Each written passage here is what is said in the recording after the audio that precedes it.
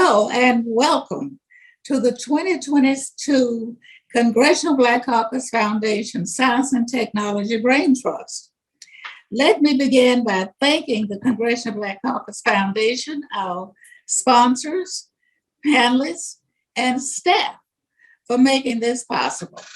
I also want to take a moment to thank everyone in the audience for tuning in. The Braintrust is part of a series sponsored by the Congressional Black Caucus Foundation that brings together elected officials, corporations, charities, and constituents to discuss public policy and its influence on our communities. This year marks 3 decades since I founded and first hosted the Science and Technology Braintrust. It began with an annual informational session of young Black and minority students interested in STEM education and careers. But over the years, it has grown more than I could ever imagine. The inaugural Braintrust had only 10 people in the audience and 1 company sponsoring, which was Texas Instruments. Today, this Braintrust has hundreds of people tuning in from all over the country and several major companies and organizations, not only sponsoring, but also with their top executives to participate. We have covered topics ranging from diversity in tech to STEM workforce pipelines, transportation, technology to build the next generation of STEM leaders and much more. We've been joined by our country's leading scientists and executives, innovators and trailblazers, educators and mentors, and even astronauts. And today's Braintrust will be no different. This year, the theme is looking back, moving forward, envisioning a future of Black leaders in STEM and their impact on our society. Increasing diversity in STEM has been a top priority of mine since I came to Congress. Let me just give you a little background. I'm from Dallas, Texas. Texas Instruments and Dr. John Kilby developed the chip. And I knew then, just based on what changed so suddenly, that this would have impact throughout the world. And of course, now we see that it has.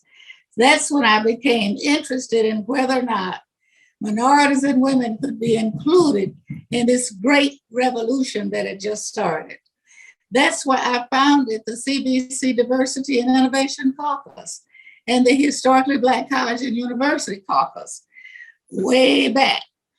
It's why, as chair of the House Committee on Science, Space, and Technology, that I've worked to pass legislation expanding opportunities for minorities looking to get involved in STEM education and careers. Let me just say this. Until we learn to harvest the brain power of all Americans, our scientific and economic potential will always be limited. We are closer to reaching our full potential than we ever have been, but not nearly close enough. And I hope that today's discussion will take us one step closer. We are joined by an expert and distinguished panel of African-American leaders in STEM workforce. We first have Ms. Leslie Frazier. She is the National Director for Programs for Links Incorporated. We have Ms. Joan Higginbotham. Ms. Higginbotham is an electrical engineer, a rocket scientist, retired NASA astronaut, and motivational speaker. We also have with us today Ms. Janine Uzel. She is the Chief Executive Officer for the National Society of Black Engineers, who've been on this road a long time. Now and next, we have Mr. Victor Glover Jr., who is a NASA astronaut and captain in the U.S. Navy. I have been so fortunate to get to know most of the astronauts, and I'm so excited about it. Next, we have Ms. Rebecca Landrieu. She is an aerospace engineer with Northrop Grumman Corporation. And finally, we have Dr. Janine Epps. Dr. Epps is an astronaut and a PhD in aerospace engineering. I don't know how we could express such an esteemed group of brains here that's going to share this hour with us. I'm so delighted that they are here. Now, panelists, when I call on you, please take a moment to introduce yourself and share your story. I will also pose a question to you for you to answer. And we'll also later have answers from the audience. So I'm going to start with Ms. Frazier, who has an esteemed background, and I'm grateful for her participation. Thank you, Madam Chair, for that warm introduction. And thank you also for your leadership, both in the House and within the Links Incorporated, where you served as the Links' first National STEM Chair. It has truly been an honor to follow in your footsteps. I also bring greetings from the Links' 18th National President, Ethel Isaacs Williams, who asked me to extend on her behalf congratulations and a heartfelt thank you for your stellar service and leadership, both to our nation and over 40 years of public service and to our organization. You truly have left a mark that has benefited us all. Lastly, I want to thank the Congressional Black Caucus for their service and extend kudos to its chair, Joyce Beatty, who I'm proud to say is also a member of the Links.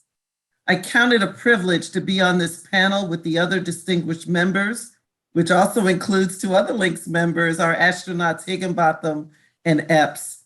As I share my own personal journey, you'll see I feel right at home as each panelist reminds me of some aspect of my journey through where they work. I am the oldest of three girls. My mother's parents were from the US Virgin Islands and emigrated to Harlem, New York in the 1920s. My mother, the only daughter of four children, was the first in her family to go to college, and she became a teacher, then an elementary school guidance counselor. My father grew up in a single parent household in Queens, New York, as his parents divorced when he was 6, and his father moved to Washington, DC. My father started college majoring in chemistry, but dropped out due to lack of funding. He worked as a chemist in a hospital lab, and unfortunately died when I was 15.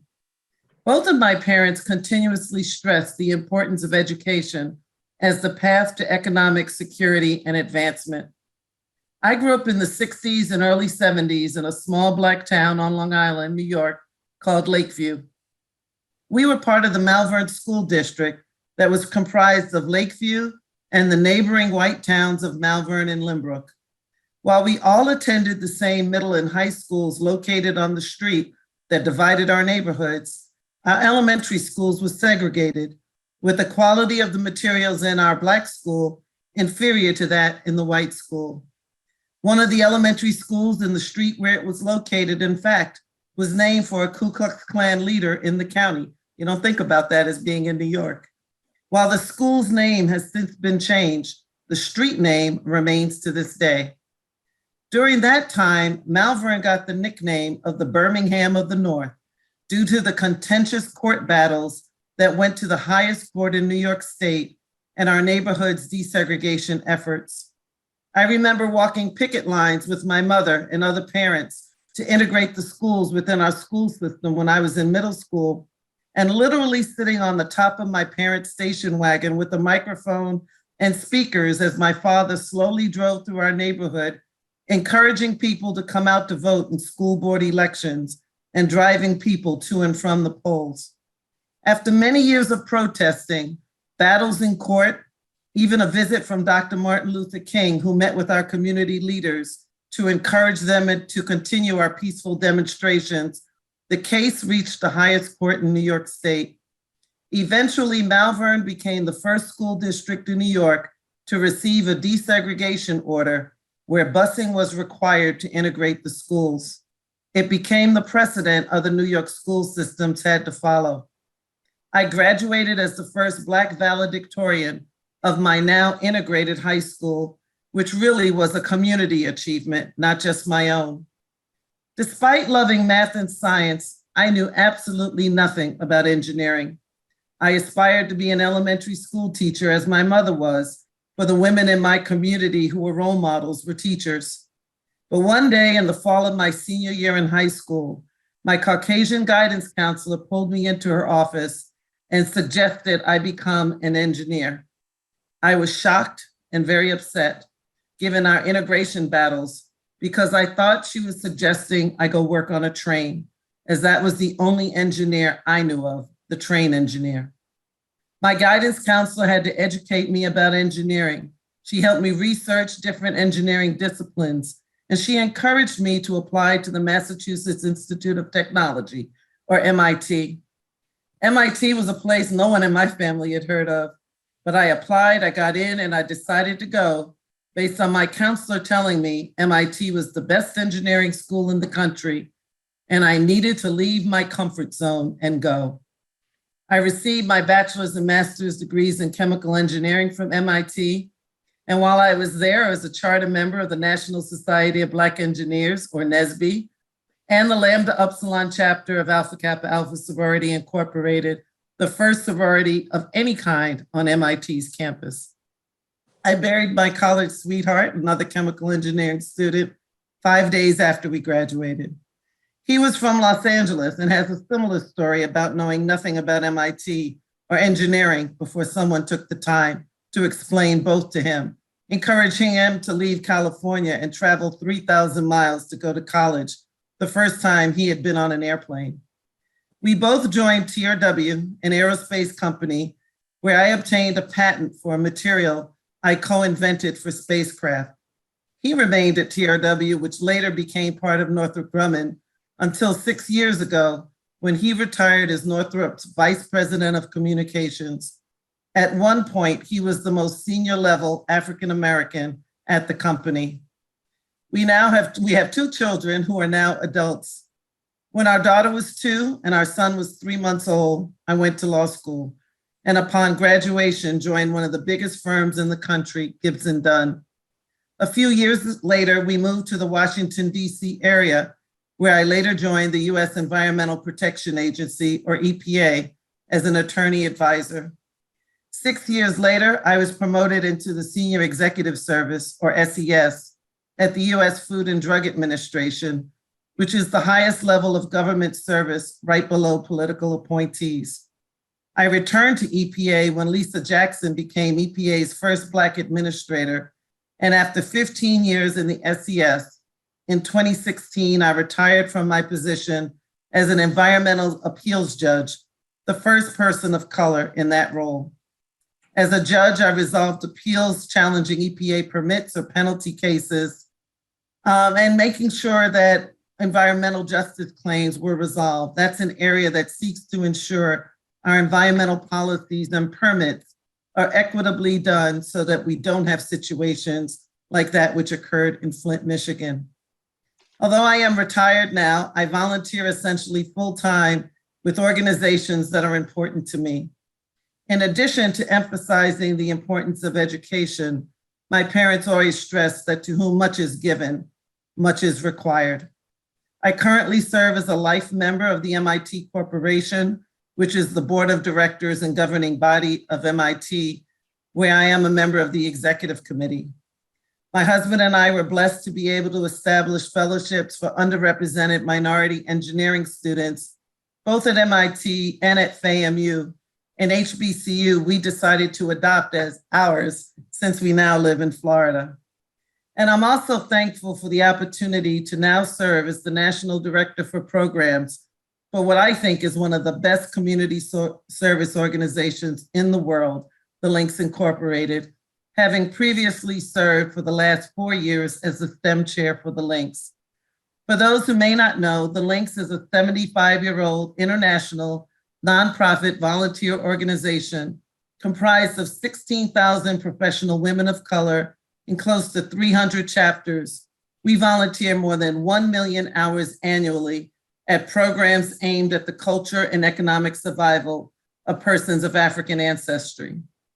Why do I share my story? It's not to brag or boast, as I know full well it was God's grace, and I stand on the shoulders of those who opened doors for me to walk through. I share my story to show those listening the truly transformational impact one can have simply by educating and exposing our youth to STEM. From a young, uninformed girl in Lakeview to where I sit today has been an amazing journey, a journey whose path was significantly redirected by one person taking the time to ensure that my path forward included options that resonated with my aptitude and love for STEM. My husband and I knew nothing about engineering when we were growing up, but today both of our children majored in STEM. Two of my brother-in-laws and one sister-in-law are STEM professionals. My niece is one of the few Black female astrophysicists in the country, and two nephews from your congressional district, Madam Chair, have majored in STEM. And all of us in my family would say, if we can do it, so can everyone else, because we started out no differently than many of you listening. The key is exposure and opportunity. That is why this Braintrust you are hosting is so important. So again, thank you for the opportunity to share my story. It really is my testimony. So inspiring. And now we have Ms. Higginbotham. Ms. Higginbotham, you were the third African-American woman to ever go into space, following in the footsteps of Dr. Mae Jemison and Stephanie Wilson. Who or what motivated you to pursue that path? And what legacy do you think you might leave for the next generation? So, Congresswoman, let me just start by saying thank you so much for having me here. I remember serving and participating on this panel over 20 years ago, part of your legacy, which continues to motivate, to encourage, and so I'm truly honored to serve as a panelist on the last Science and Technology Braintrust under your leadership. So thank you very much. As far as my motivation to pursue this path, it would be so incredible, like many of my colleagues, if I could say the event on July 20th, 1909, when man at the foot of the moon had such a profound effect on my life that it was the impetus and it was my inspiration to be an astronaut. But that's a great script for Hidden Figures too. But it wouldn't be my story, it would be fiction, because I did not grow up wanting to be an astronaut. I did, however, want to be an engineer. And there were early signs in my life that I was destined to be an engineer. I think it was my calling. I remember seeing one of my brother's brand new transistor radios that he got for his birthday. And I remember opening the back of it, and I was just fascinated by all the colorful wires and all the different components on the circuit board, although at the time I had no clue as to what any of them did. But I wondered what would happen if I cut the wires, so I did. Now, in my defense, I was not a trained engineer at the time, I was only 10. Then there was another time that I remember wiring up an old rotary phone to an outlet, and I got a dial tone. And so I'd sneak in the family room after my parents had gone to bed. I wire up the phone and I make phone calls to my friends. So I was becoming a better engineer. However, it wasn't until I was introduced to a pre-engineering program called Inroads and shown what I could do with my natural curiosity and my love for all things math and science, and how I could parlay that into a career as an electrical engineer. And after a few summers of college internships with IBM, I knew that was where I wanted to work after graduation. But life happens. And IBM it had a temporary freeze on hiring engineers, but they offered to bring me on in their sales department. I wasn't really feeling that offer, but while I was contemplating it, I did receive just a random call in my dorm room one afternoon from a gentleman named Jose Garcia. He was a manager at NASA's Kennedy Space Center, and he asked me if I'd be interested in moving to Florida to launch space shuttles. Now, I was totally caught off guard by this phone call because I knew I had not applied for a job at NASA at that time. And I was a little concerned because the agency was still recovering from the Challenger accident, which happened just the year prior. So to me, this felt like a career limiting move even before my career began. But to his credit, Jose sensed a little bit of hesitation on my part, and he offered to fly me to Florida during spring break so I could see the Space Center and to interview. And once I saw that space shuttle and I saw the launch pads, I was sold. Several months later, I walked across the stage. I received my electrical engineering degree.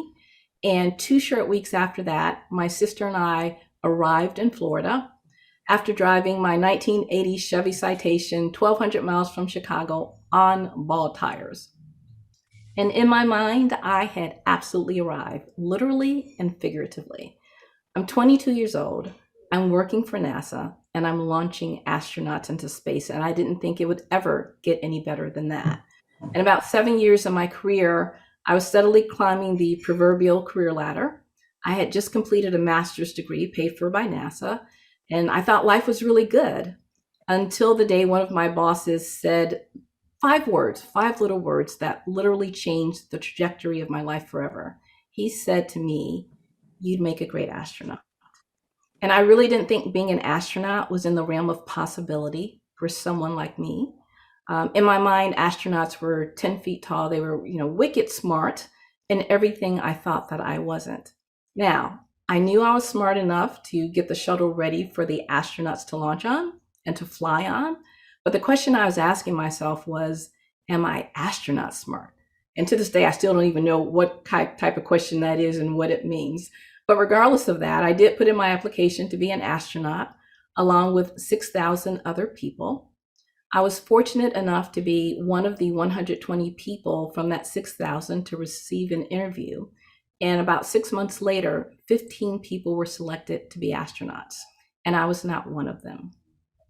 Now, after getting just a glimpse of the astronaut life, I now wanted to be one badly. So long story short, pursued another degree, again, courtesy of NASA. I put in another application, and I was selected to be an astronaut on the next selection board. So because of that perseverance, I got to spend 13 days in space constructing the International Space Station. So the legacy that I hope to leave is the same as the one that was left to me by the African American astronauts who preceded me, and other people such as Katherine Johnson and Dorothy Vaughan and Mary Jackson, and those whose names I may never know, but who paved the way for me. And the second piece of that legacy is being an example for other young women and people of color to show them they can absolutely realize their dreams. Because I truly believe that I am an ordinary person who got to do something extraordinary. And if I can do it, I know they can do it too. Thank you so very much for that inspiring story. And now we're going to hear from one of the people that I've admired in the organization for as long as I've been involved here, Ms. Uzel. As CEO of the largest African-American STEM community impacting society and industry. How do organizations like NSBE create a pathway in STEM leadership for people of color?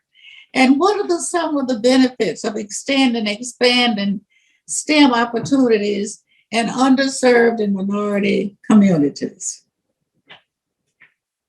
Greetings, Madam Chair. On behalf of NSBE and the more than 10,000 student members and hundreds of thousands of alumni, many which are on this Braintrust today, I just want to say thank you so much for having me.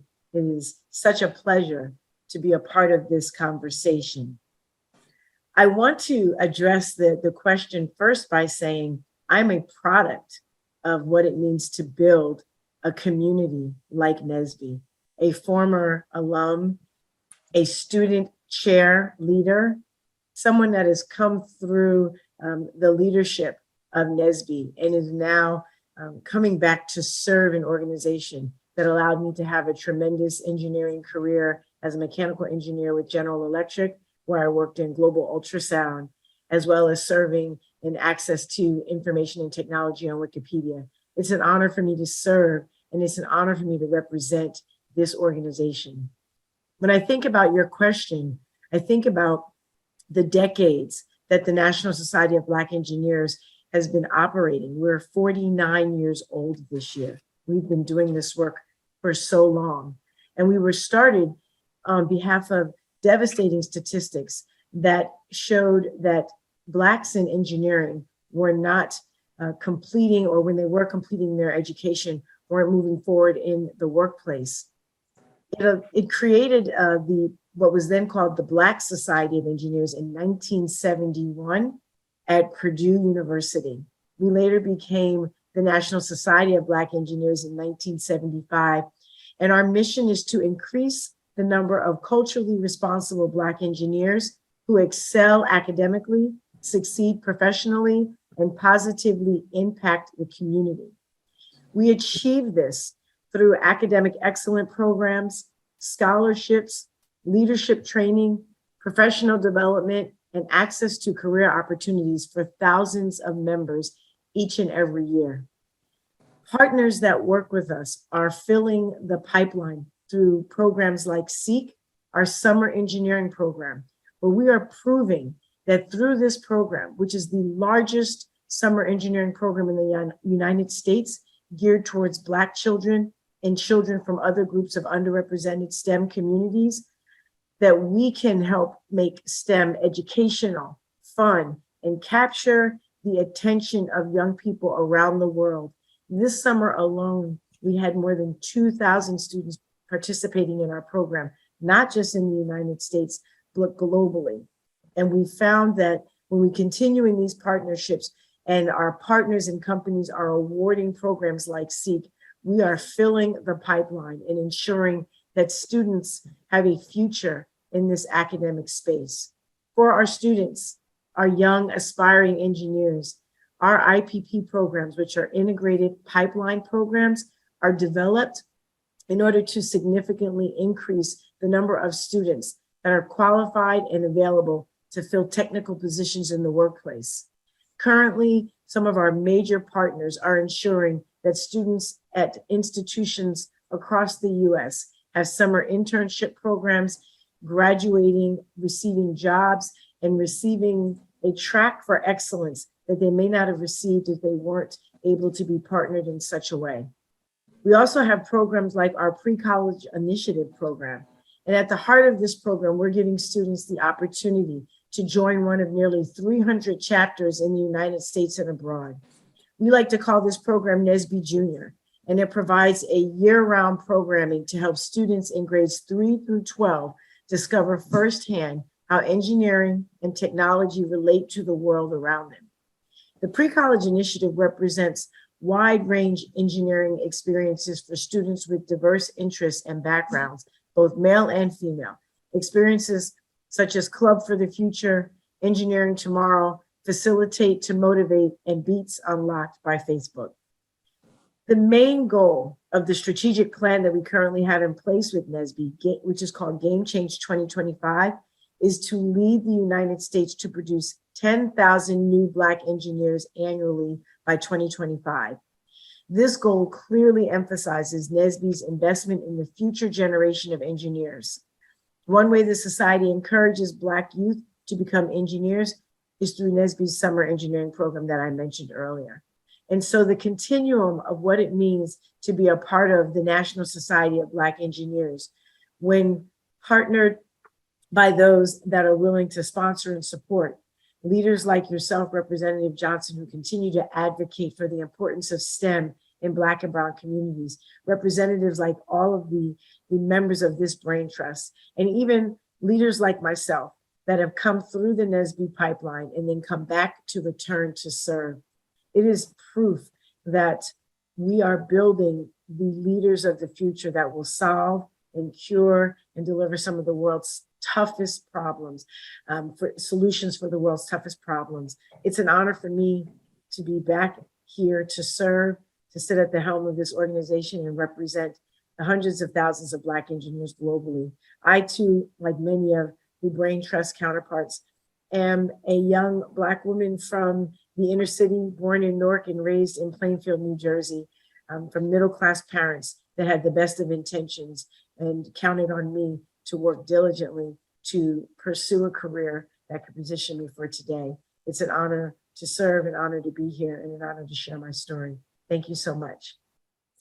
Thank you very much. I'm delighted with that very, very good presentation. And thank you for the life membership that I have been offered to this esteemed group. Our next speaker will be Mr. Glover. Mr. Glover, don't feel alone just because you're the only male today. But as an African-American astronaut who has lived on the International Space Station, which is a constant learning environment, how does your experience encourage students to apply what they learn in the classroom in a career in STEM? That's a great question, and thank you, Madam Chairwoman. And I want to say and echo what everyone else has said to you. Thank you for your years of service to our communities and to putting on this Braintrust. It was great to be a part of one when we were able to do it in person in DC. And thank you for continuing to encourage our young people to grow and stretch and become the best versions of themselves. Your earlier comment about being comfortable as the only male, I am right at home. I've got 4 daughters and one is in college studying to become a doctor. And so I love this. I hope she's going to watch and be encouraged by all of these stories. And it's great. And I made a decision listening to the stories of the women ahead of me that I'm going to keep it short because I'm really looking forward to these questions from the audience members. But I do want to say that to the folks watching this, I hope you pay attention to some of the connections that you'll see in this panel. And maybe you chose us intentionally, but listening to Ms. Frazier tell her story, it reminded me of a 5th grade experience when my science teacher, his name is Mr. Hargrove, he says to me, you might make a great engineer if you keep your nose to the grindstone and do your homework and turn it in, because I had a little bit of a problem turning in my homework on time sometimes. And when he said that to me, though, the thing swirling around in my mind was, what does math have to do with driving trains? And as the first graduate from college in my family, it was indicative of how important it is to have that experience, someone in your family who had gone before you to know what you're getting into. And so I didn't have that experience. I didn't know any engineers or pilots. And so I had to learn what being an engineer was, and most important, what being an engineering student was all about. And but I would eventually graduate high school and go on to college and study engineering. And I decided to take my degree and my experience playing sports and what I learned on the mat and to apply all of those things to a career serving in the military. I wanted to continue to be a public servant. Service was very important to me at university. I joined a fraternity, Phi Beta Sigma Fraternity Incorporated, and I was also the vice president of our local chapter of NSBE. And so, again, some connections that you see between the panelists here. And I was attracted to all of the different engineering and technical clubs on campus. But NSBE was the only one that talked about being a responsible citizen, and not just because of my ethnicity, but I thought that was important to wanting to solve problems that would help our country and help all people. And so I would take that and go serve my country in the Navy. And I flew in combat in Iraq in 2004 and went to test pilot school a few years later.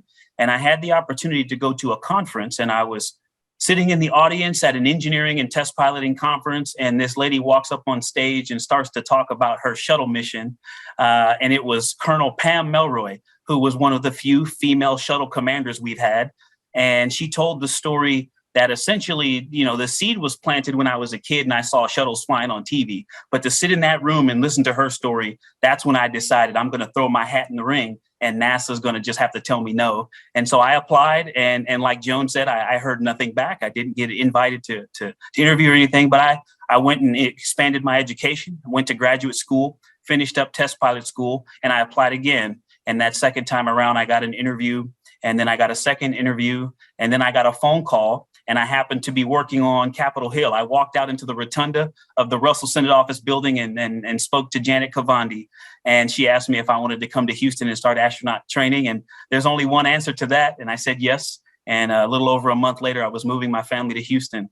And it's been an amazing adventure, almost 9 years exactly last week. And so I've been here for 9 years and had the pleasure of flying one of the first missions of the SpaceX Crew Dragon to the International Space Station, and stayed there for 167 days and loved it, every moment of it. And it was a great experience being with those people and accomplishing that mission. And I hope, to get back to your question, that the experience that I'm sharing, but also all of these amazing panelists and you and your track record of service, I hope all of those things remind young people of, one, the power and the longevity of our legacy and their responsibility to take the baton and continue to elevate all of us. And I hope that people see the common themes that you're hearing, the support from family, listening to your elders. I had so many people investing in me. You know, these corporate CEOs pay people lots of money to give them advice. But I had youth pastors and guidance counselors and MESA instructors, teachers, and a mother and a father who loved me and who were my board of advisors. And I listened to them. And I think if there's anything that I have in my past that is exceptional, it was these things. I listened to those folks who loved me and gave me that advice. And so I hope the folks listening are paying attention to those similarities in all of these stories, the amazing stories you've heard and the amazing stories you're going to hear next. Like Ms. Landro, when she talked, I'm glad I got to go before her. But these amazing stories have some things in common. And I think all of us had people who loved us and invested in us. And listening to those folks made a huge difference. And so that's what enabled me to apply the things that I learned in the classroom. And so I'm going to wrap up by giving the young folks, especially, the things that I say every chance I get. I say this to my own children. I try to live it myself. And not only are these things, I think, a way to help you achieve success, they are a way for you to have a healthy definition of success. And number one is to be resilient. We've all experienced these couple of years of dealing with the pandemic, and you've already proven you have a capacity for resilience. That's to grow through challenges. Continue to be resilient. Number two is to be a lifelong learner. What you learn in the classroom and outside of the classroom, at church, at the YMCA, the Boys and Girls Club, on the track, on the mat, and in Girl Scouts and Boy Scouts, and being able to pull those things together as what you walk around with in your head, in your heart, and what you're able to do with your hands, being a lifelong learner. And number three, the most important one, the world needs us to all be better teammates. If you can be resilient, be a lifelong learner, and be a great teammate, the world is going to be better than it is now. The young people out there can get us out of this mess that my generation has gotten us into.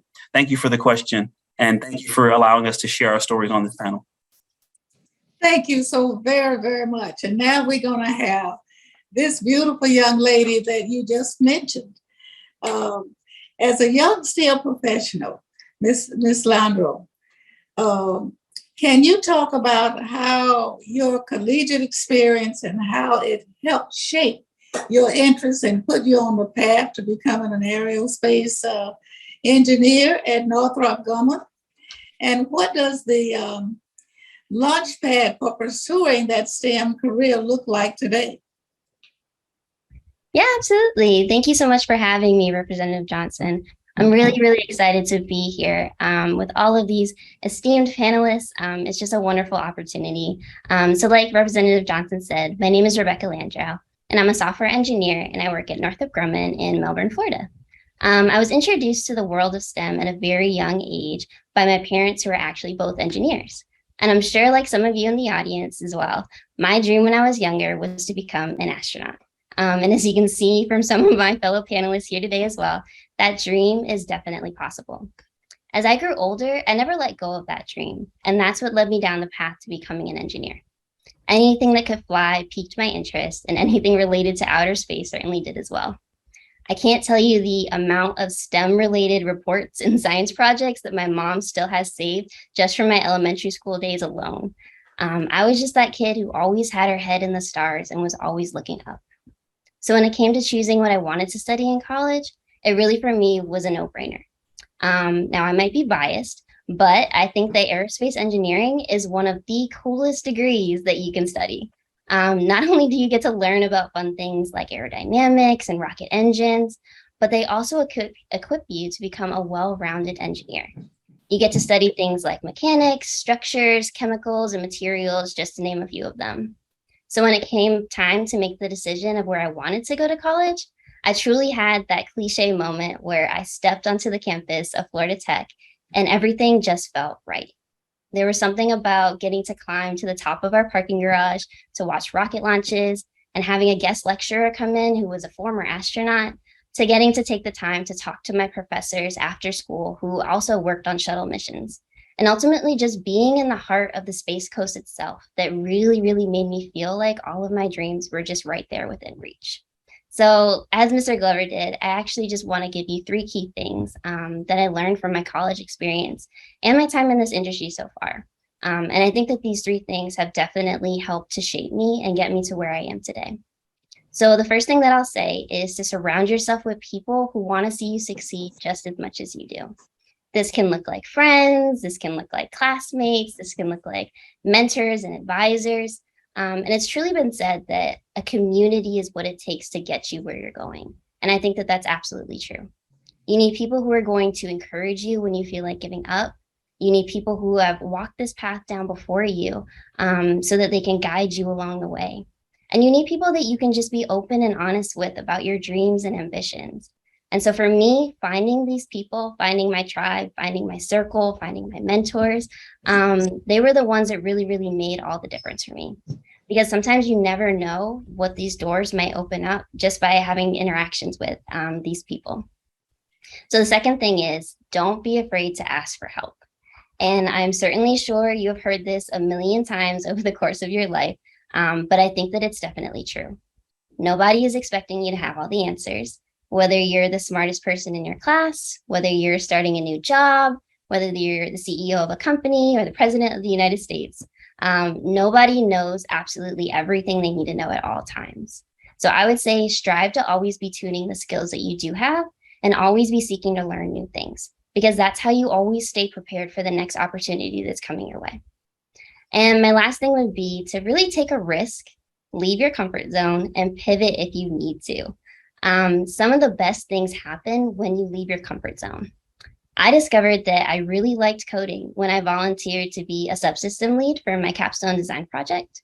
It pushed me to work with students outside of my major and to learn something completely new to me. But it really paid off by providing me with a relevant skill that hiring managers were looking for when it came time to look for jobs. It was a little bit scary pivoting from aerospace to writing software, but it certainly was a lot of fun to see another side of the industry.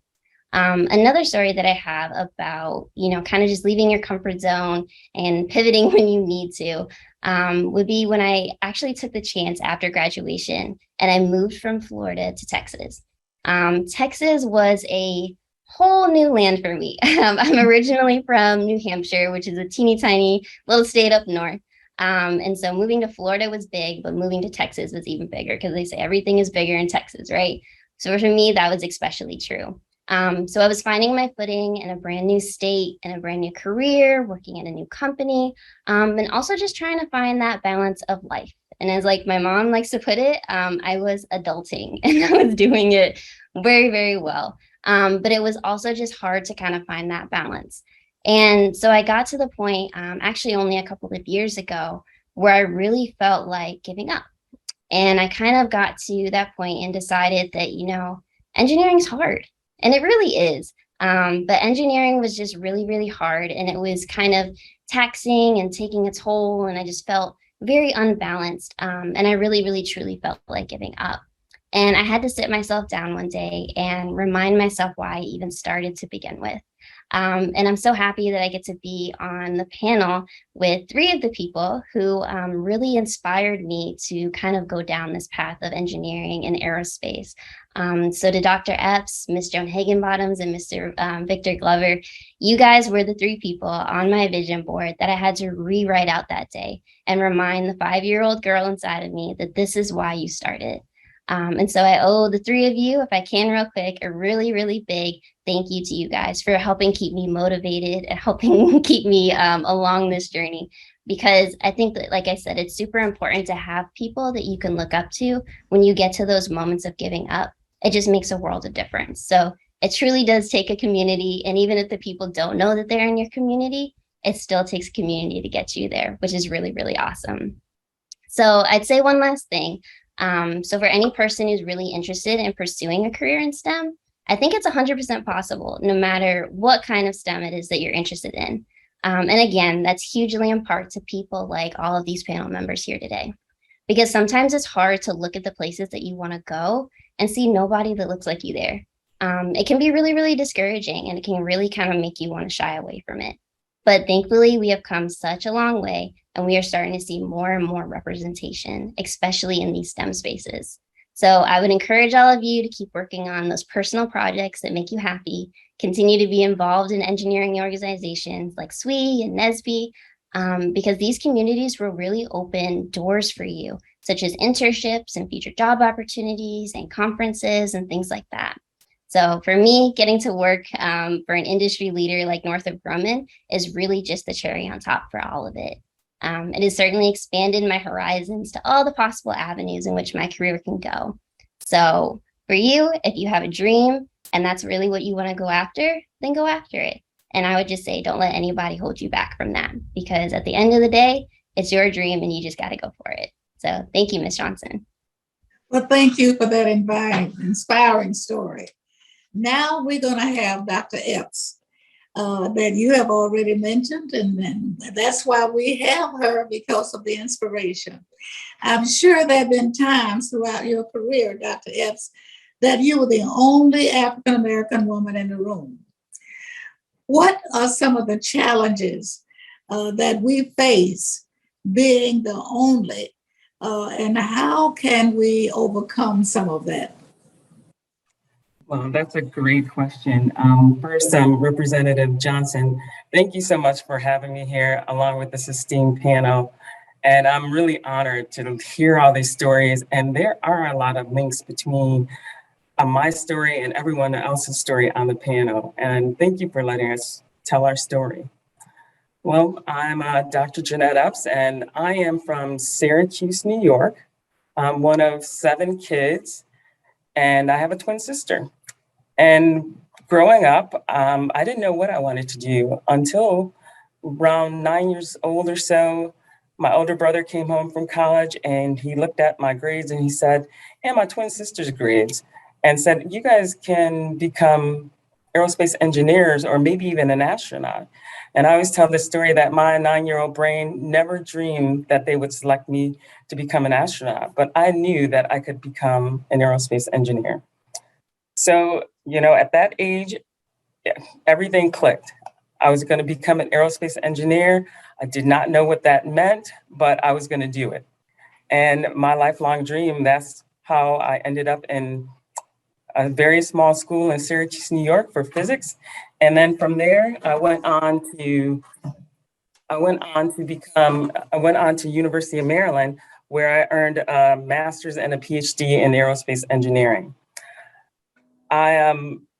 It's kind of interesting, but my parents instilled in Janet and me this notion that doesn't matter what it is that you want to do, we're going to support you and you can do it. Now, mind you, my parents were not engineers nor scientists. My father was a construction worker, and at the time, my mother was a homemaker. And she had these 2 young girls who wanted to go into science. She had no clue what to do with us.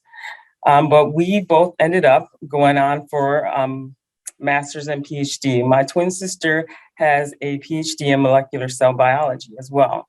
So from there, I went on to Ford Motor Company, where I spent 2 years working, and Ford Motor Company was very good to me. I earned 2 patents working at Ford Motor Company.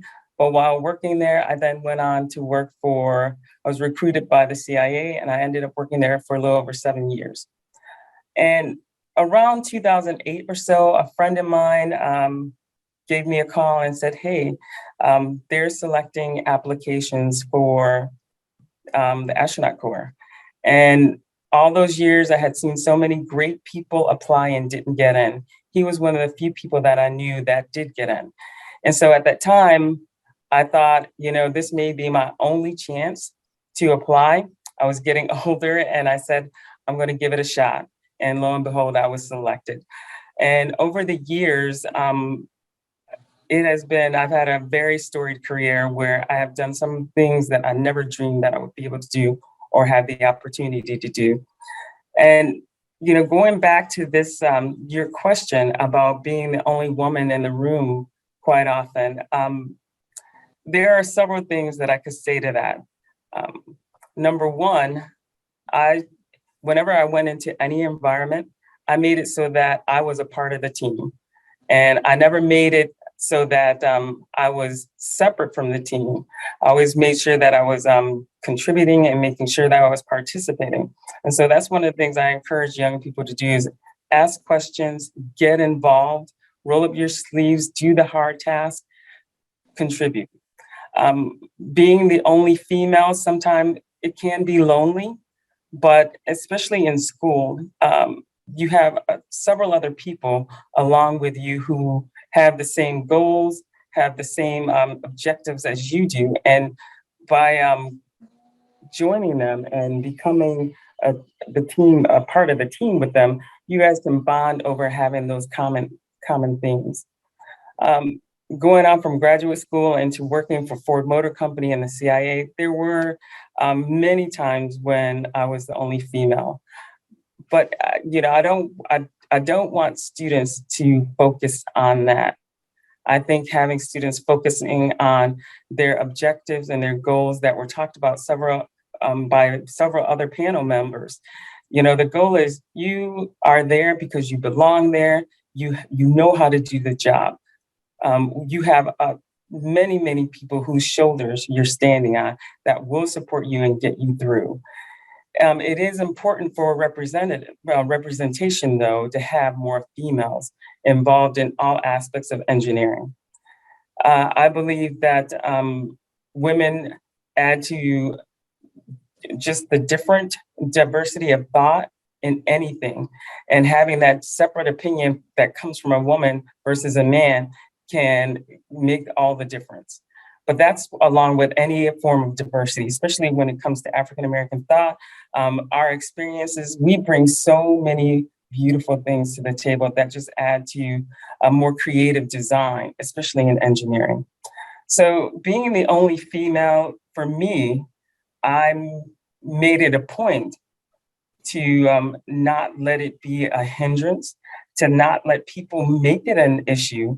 And one of the big things that I like to do is I always try to make it so that if someone had a problem with me, I never made it my problem. I let it be their problem. And I went on to continue to excel and perform at a higher level. And it is very important, though, that if you are not the only female, that you do bond and that you do share your experiences. One of the things that I did notice in talking with some students in the recent past, is that this feeling of loneliness, especially when you're the only one. So I always try to make it my point, if I did see another female, I would always try to befriend her and make sure that we shared our experiences so that we could basically not necessarily commiserate, but also build understanding on what's happening there. How can we work together to do other things as well? So being the only female in any situation or any event was never an issue for me, even though it was in the back of my mind as something that maybe other people thought about. And I encourage students highly that do not let who you are hinder you. You must remember who you are, though, that you are strong, capable. You have a whole group of people lifting you up and propelling you forward. And I also would like to thank Rebecca for her words. In my career, I've had several young people approach me at the end of a speaking engagement and tell me that some of the things that I inspired them to do. And I take full responsibility for being a role model.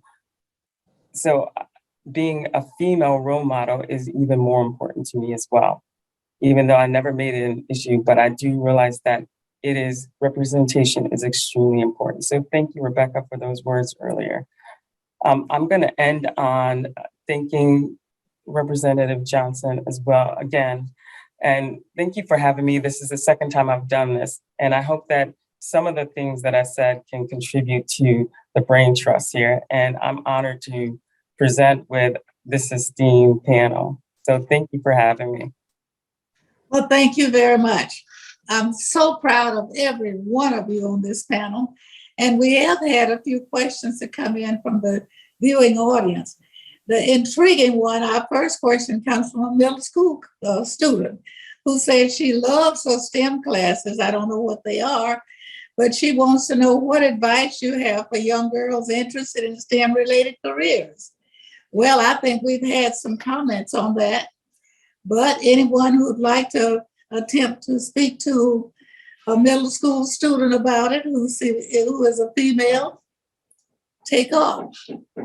I certainly would like to thank her for that question and say that you have so many examples here on this screen of what it can mean to be an engineer or to study sciences. I would want to say to her that there is nothing that you can't handle or master. You study hard, you ask for help, and we are proof that you can do this studying. But the other thing I want to say is that, you know, engineering is and STEM is so much fun. And you've heard so many of us talk about it on this call about how we've learned so much about what it means to build and to take things apart and rebuild them. And so it can be fun. I love that you love your classes, and I hope that you'll continue to stick with it. And you should speak to your parents or your caregivers about possibly finding a NSBE Junior chapter in your area, because we want to continue to make sure that you participate in programs that keep STEM fun and entertaining and help you make friends in that area as well. Well, thank you. Any other comments? I'll keep it short. I just, to put some meat on the bone of what I said earlier about being resilient, a lifelong learner, and being a good teammate, some specifics. I love that question. And so what does it mean to be resilient? It means to get used to working hard. So work hard. It's back to school season. This is the beginning of the school year. So it's when things are easier. Step the game up now. And that way you have that habit built throughout the school year. Being a lifelong learner, one very specific thing you can do to really move those grades from good to great is take 5 to 10 minutes per class that you have, or if you're in middle school where you have one class, just cut out 10 or 15 minutes to review what you did that day. Look at whatever notes you wrote or electronically or by hand and make sure that you can read them, make sure you understand them. And if you don't, circle it, and then you go back tomorrow and start by getting that understanding. And then I would also encourage you, learn a foreign language. One thing I would love to see more young people pick up is a respect for the world we live in. And so learning a foreign language encourages you to learn about another culture, as well as gaining a skill that can also help you educationally and professionally. And then last one, being a good teammate. There's a lot of things here, civility and etiquette like you learn in school. But here's a question I always ask myself, and you can ask yourself too. How would my grandma think about that behavior that I'm about to engage in? So if we all have that grandma's response mentality, it'll help us make better, healthy, rational choices for our life. Well, thank you very much. Our next question comes from a science teacher at an elementary school. And she asks, how can we as STEM educators support and inspire young African-American students to get involved in STEM opportunities? Lots of industries are asking the same thing. Did any of you have a teacher or a mentor that inspired you? I think probably all of you had some, but who would like to comment first? I will comment. I had a biology teacher that I actually met before my freshman year. She was part of the En-ROADS program and was a teacher for En-ROADS. So I met her this summer prior to me matriculating into high school. And she was she was a phenom. She was very intelligent. She was very unassuming, but she was very supportive of all of her students, especially her female students. And she went on to be best friends with the second woman who was very instrumental in my life. She was my chemistry teacher. And it's not that they necessarily did something overtly. It's that they taught, they were very confident in their teaching. They were very supportive of all their students. So much so that when I went to fly and I got to invite people to come to my shuttle launch, they were the first 2 people that I remembered. And I wanted to invite them because they had such an impact on my life, from 20 years earlier. So just the fact that they were confident women, they were supportive women, were very important to me. So support your students, inspire them, encourage them, and give them the help they need, even if it's a little extra help after class. I would add to that, and I fully agree with Joan, but I think just your presence is an inspiration, but middle school and into high school, and we still see it with the Links Incorporated have charted over 165 NSBE Junior chapters. And so we have about a third of all the NSBE Junior chapters worldwide. We're pretty proud of that. But some of the things we hear from our students in those programs is they still get sometimes the boys and sometimes the girls telling them that girls don't do engineering, that this is a boys' field. And so I think and this goes back to the young lady's question earlier, is stay the course. You know what you're capable of, and you know that you have the same talent as everybody else. And so I think that encouragement and, making sure that, everybody in the class is comfortable with STEM, but in particularly our young Black males and our young Black females, that this is something they belong in, is something they have every right to. And, as Joan was saying, just in terms of that encouragement from her teachers, those words mean a lot. Your parents tell you that, your community tells you that, and you almost take it for granted. Well, of course my grandma's going to say that, I'm a grandchild. But, hearing your teacher give you those words of encouragement really goes a long way. I actually just want to say thank you to that teacher for your service. I think, again, the connections through all of these stories, you heard the impact on each one of us of an educator or a professor that we've had in our past. And so thank you for inspiring the next generation. Thank you for what you do. Thank you very much. Now, our next question comes from a local high school student, is more geared toward the astronauts on the panel. He asks, when do you think humans will finally go to Mars? And do any of you want to go? I do believe that in the future, we will get to Mars. We are working on the Artemis program now, and that is the program to go back to the moon. Everything that we learn on the moon will help transition us to going to Mars.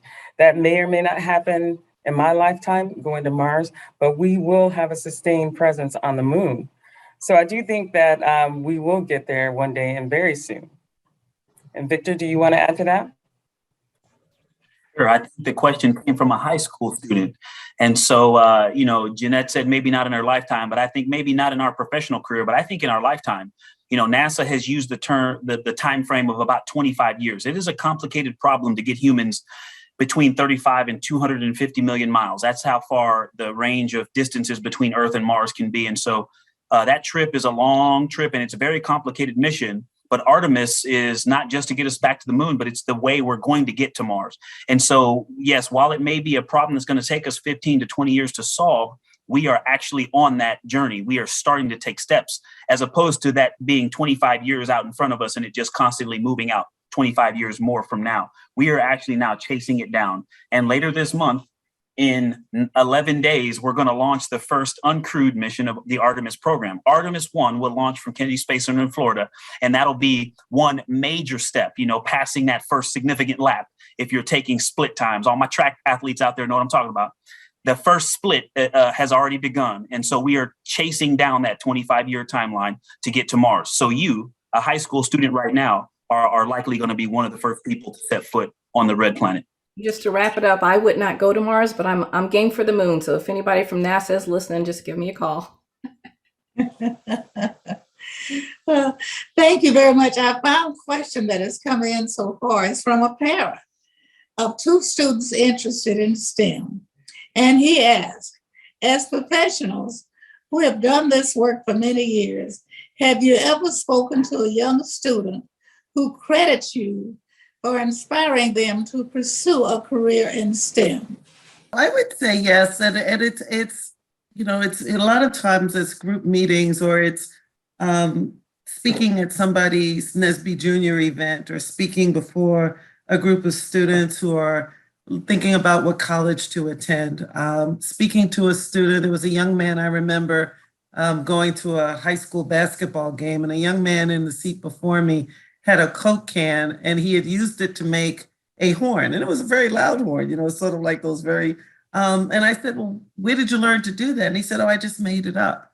And so we started having this conversation about, well, did you ever think about engineering? And he was like, what's an engineer? Sort of the same conversation that I had. And so, I do think, again, when we see the creativity of people, a lot of times our kids are doing STEM and we don't recognize that that's what they're doing. They're pulling apart things, they're reinventing things, they're doing what, Joan talked about, or taking her brother's transistor radio and cutting the wires. We have kids doing those kind of things all the time. We have young people who are inventing gaming robots. There's a young Nigerian man at age 26 signed a $7.5 million contract for a gaming console because he played video games. And so if you said to him, you're doing STEM, yeah, maybe he would think about it that way, but he was doing what he loved. So I think, to answer your question, yes, I have had young people do that.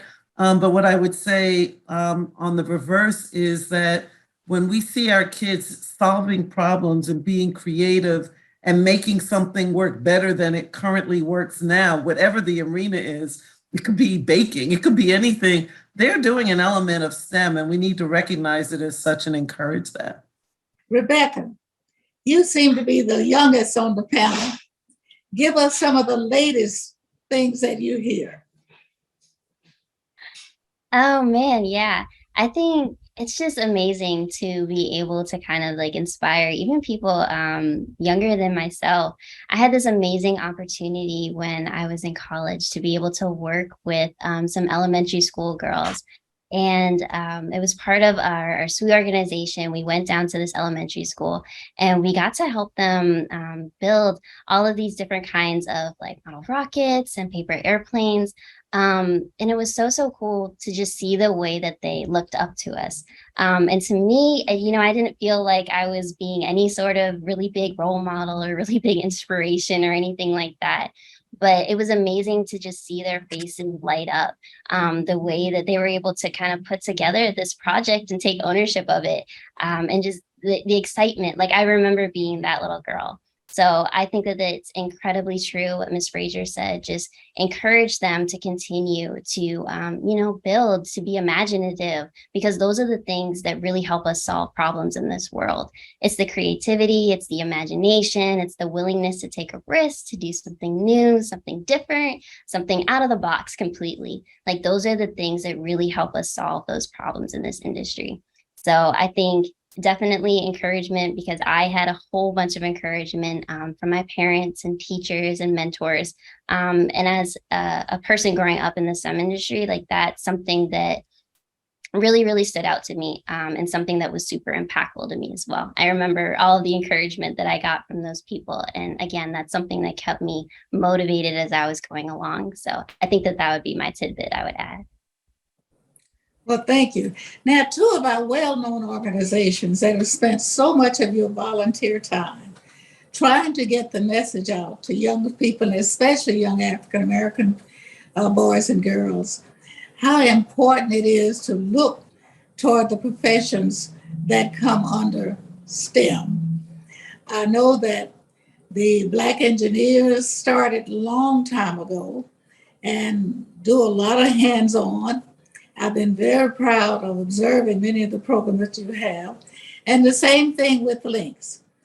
I'll start with the engineers. Tell us what kind of progress do you might see, because we still have such a great need for minorities to be involved.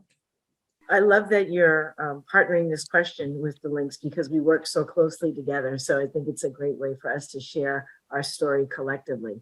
And the progress that I would say is exactly what we've been working towards with Game Change 2025, and that is to increase the number of students that are going into STEM. And we're seeing that. We are definitely making progress, and it is a direct result of filling the pipeline and doing programs like what we're doing with the links, and what we're hearing some of the young people ask in this session today.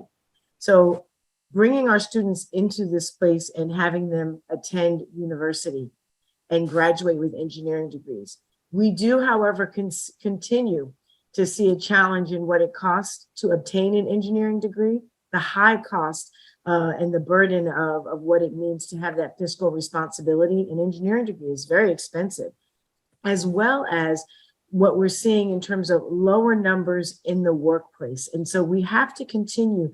We're doing everything on our part to prepare our students, to keep them interested and to bring them into the space.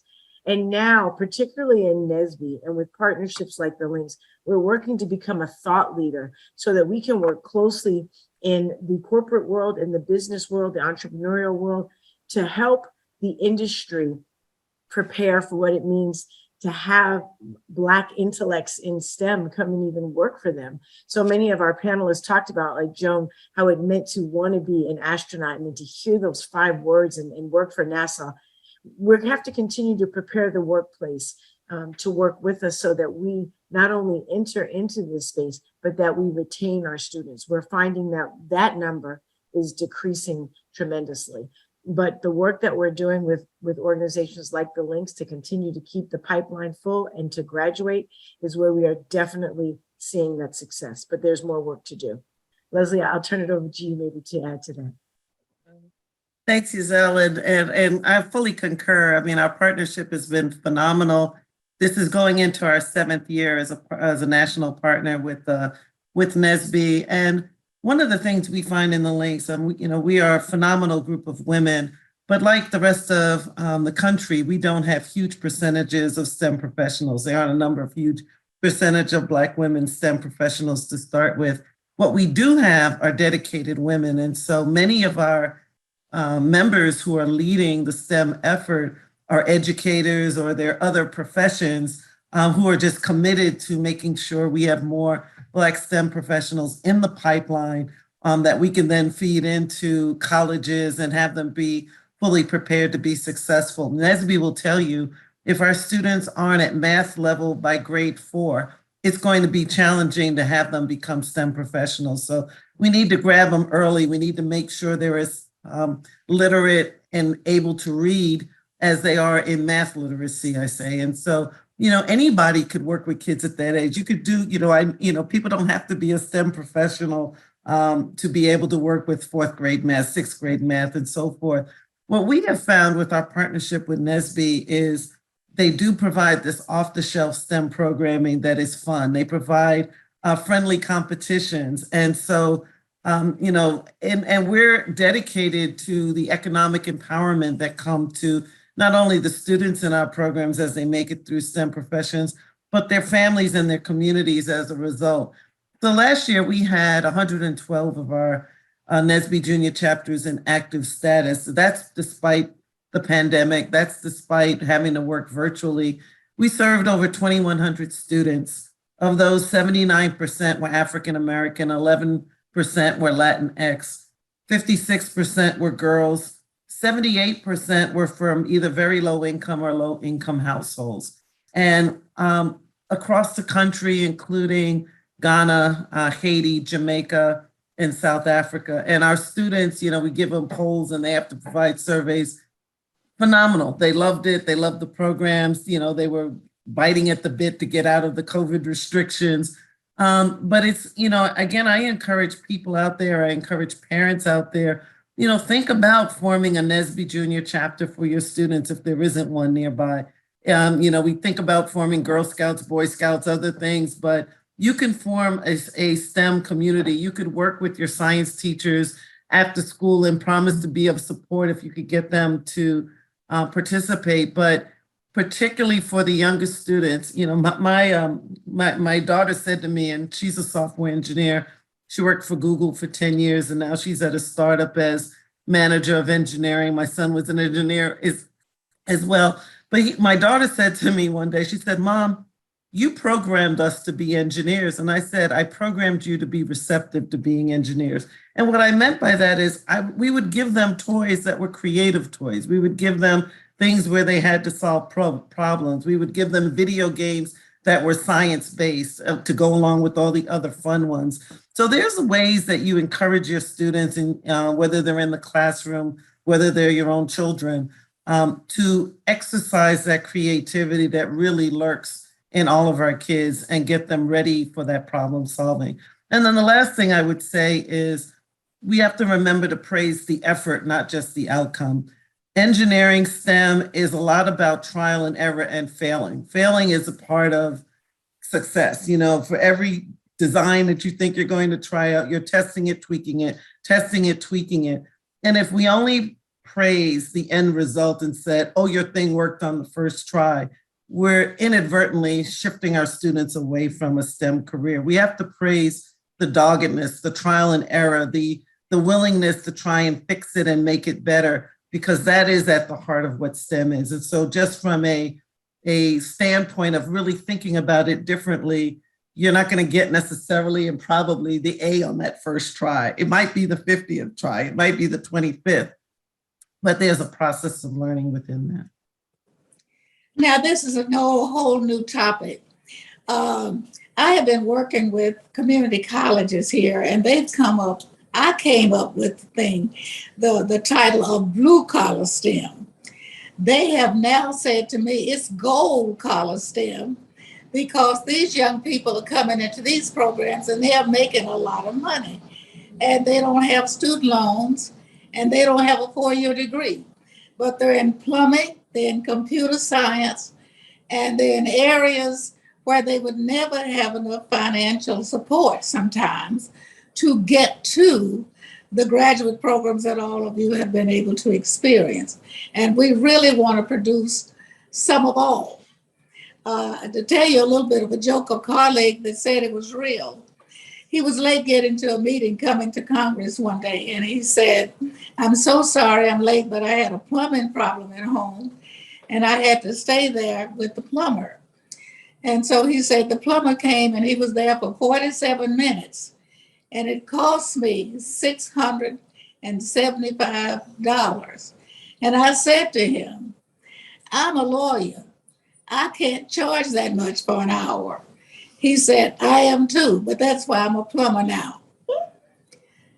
And so it got my attention. I use that sometimes with our community college students, the ones who are going into skilled areas that are not necessarily the advanced degree areas, but they seem to be doing very well. The one thing that one reminded me recently said that he was in shoe repair. I grew up knowing about shoe repair, but I haven't even thought about it recently. But it seems to be another type of thing that's coming along that's a STEM skill.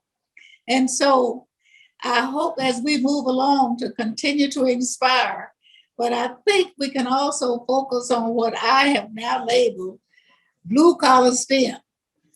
So I'd like to see if there are any comments on that. All of you are much beyond that. But the skill levels still might have to go to some populations where they have to get a skill that they can make a living without having a PhD, without having a master's degree. And they still will need leadership from people of your achievement. But they will also need some type of encouragement when somehow they don't seem to initially get there. I know 1 or 2 students who said that when I got ready to go to college, both of my parents had student loans and I couldn't get one.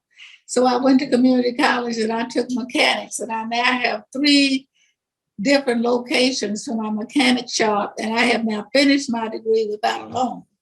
And so I want that message to go forth to young people as well, and it's most especially young people of color. I fully agree with that. And if you look at the U.S. News and World Reports, every year they put out the top 100 STEM jobs. And that list does include blue STEM jobs, as you have termed them. It includes like dental hygienist, medical technician, x-ray technicians.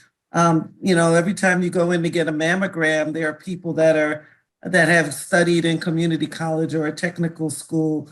Beauticians these days, with all of the chemicals they're putting in your hair, they are studying STEM. They are studying how long something needs to be on your hair before how long it's going to take to react? What's the relaxer that needs to go on? That's a chemical STEM profession. And so I do think as we are encouraging our young people, and we cover those in our STEM Ready program, not just the college degrees, but the blue STEM degrees, because we do recognize not all of our students are going to go to a four-year college or beyond, that they are going to electricians or another great field. And so we do need to think broadly about what is STEM in this country and all the places where there is a STEM component and a need.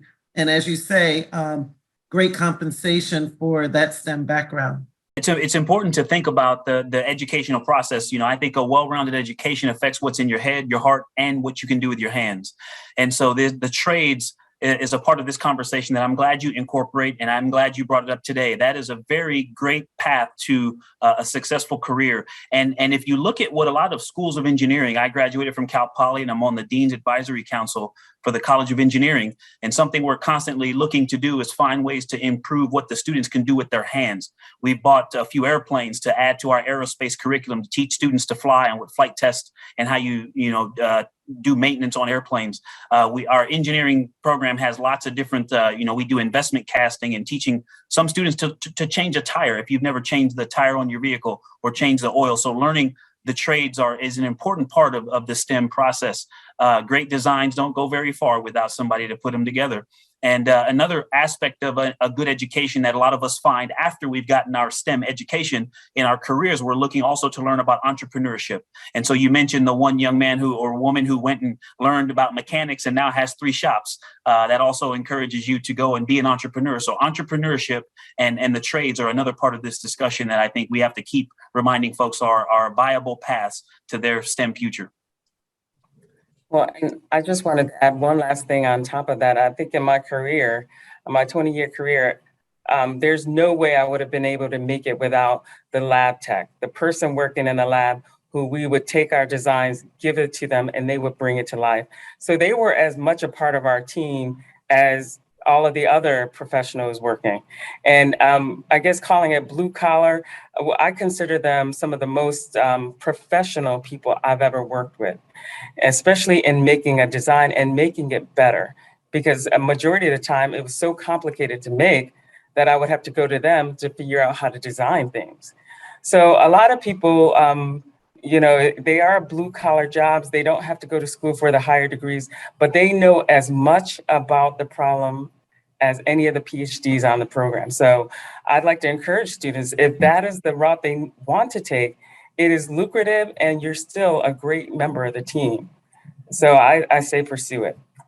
If I could add one final thing, I'd say from a full STEM scope, the certification route is becoming highly forged because of the expense of a full college degree. And so there are opportunities for certifications to learn different types of coding and programming that will land you great opportunities at companies like Google and otherwise. And so everyone will travel a different route.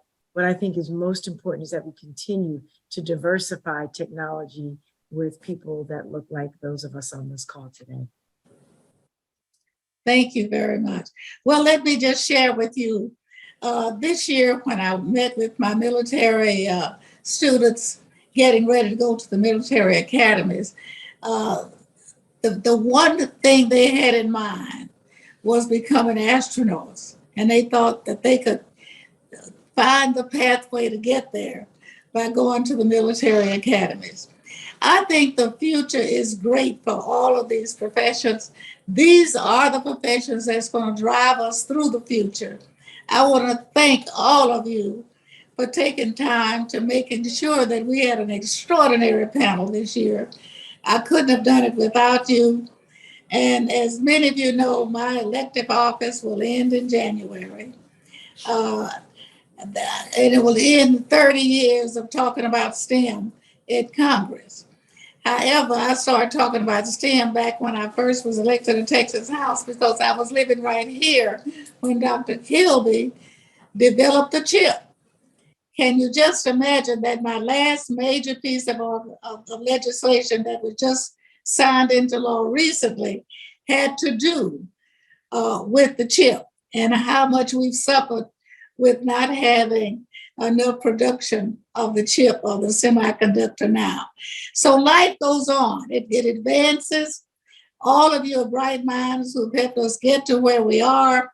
And we do have an obligation to make sure we have young people following our footsteps or help with their guidance. The future is great for us if we can harness this talent and get it focused a little bit. So let me thank you for all that you do and to say your job is not over. Keep on being an example, keep on volunteering, and keep on doing what you're doing because you fascinate young people. And actually, nothing fascinates young minds more than space because we have not conquered it. And next week or so, I'll be going to see what the Artemis is going to be doing by going up. I've had a fascinating career. This has been such new knowledge to me and such inspiration. And when I get all pumped up when I get in touch with people like you and you inspire me with what you're doing, let me thank you so very, very much. And this is the end of our Braintrust this year. And I am hoping to get a bright, energetic person to take it over from here. Thank you again.